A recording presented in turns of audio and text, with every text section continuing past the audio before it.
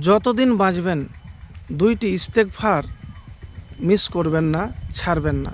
যদি নিয়মিত আমল করতে পারেন, পড়েন, দুনিয়া ও আখেরাতে সুখে শান্তিতে থাকবেন। জীবনের সমস্ত গুনাহ মাফ হয়ে যাবে। তো আমি আজকে যে আলোচনা করব সাইয়্যিদুল ইস্তেগফার। সাইয়্যিদুল ইস্তেগফার এর ফজিলত কি, এতটুকুন আপনাকে বলবো যে সকালে ফজরের নামাজের পরে এবং মাগরিবের নামাজের পরে আপনি মিস করবেন না।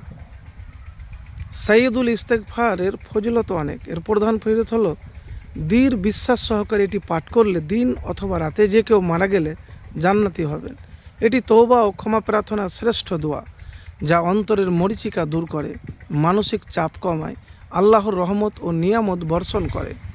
এটি সকাল সন্ধ্যায় পাঠ করা উত্তম, বিশেষত ফজর এবং মাগরিবের পর। জান্নাতের নিশ্চয়তা। রাসূল সাল্লাল্লাহু আলাইহি সাল্লাম বলেছেন, যে ব্যক্তি দৃঢ় বিশ্বাস নিয়ে এটি পড়বে, দিন বা রাতে মারা যাবে, সে জান্নাতি হবে। এটা আমার কোনো কথা নয়। মানসিক প্রশান্তি। এটি দুশ্চিন্তা, হতাশা, পেরেশানি জীবন থেকে দূর করে, অন্তরে শান্তি এনে দেয়। আর ক্ষমা, এটি আল্লাহর কাছে ক্ষমা চাওয়ার সর্বোত্তম উপায়। এর মাধ্যমে বান্দা আল্লাহর অসীম রহমত লাভ করে। তো প্রিয় ভাই, সকাল সন্ধ্যায় ফজর ও মাগরিবের পর পড়বেন, কারণ এতে জান্নাতের ওয়াদা রয়েছে।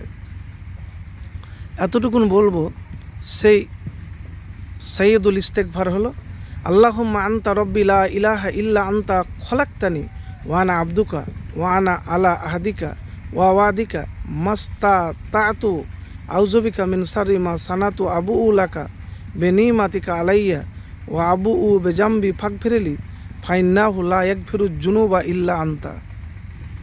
এটি বুখারী মিশকাত শরীফের সহি দোয়া। তো এটি মিস করবেন না। এরপরে আপনাকে বলবো যে ছোট্ট একটি ইস্তেগফার, আস্তাগফিরুল্লাহ, কম করে 70 বার পড়বেন। দেখেন, সুখ শান্তির মালিক আল্লাহ। কখনো কখনো এত অশান্তি হয় যে মনে হবে যে বেঁচে থাকাই মনে বৃথা, মাটি ফাটে না যে ঢুকে যায়। তো কি করবেন, উপায় তো নাই। সংসার দুনিয়াতে এরকমই হয়।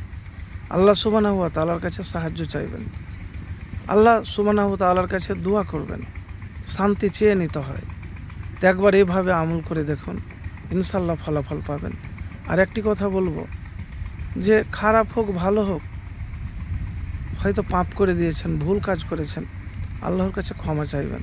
আল্লাহ তুমি ক্ষমা করে দাও। তুমি যদি ক্ষমা না করো, কে করবে? তুমি যে আমার রব, তুমি যে আমার আল্লাহ, আল্লাহ আমার রব। এভাবে আল্লাহ সুবহানাহু ওয়া তাআলার কাছে আপনি ক্ষমা চাইবেন।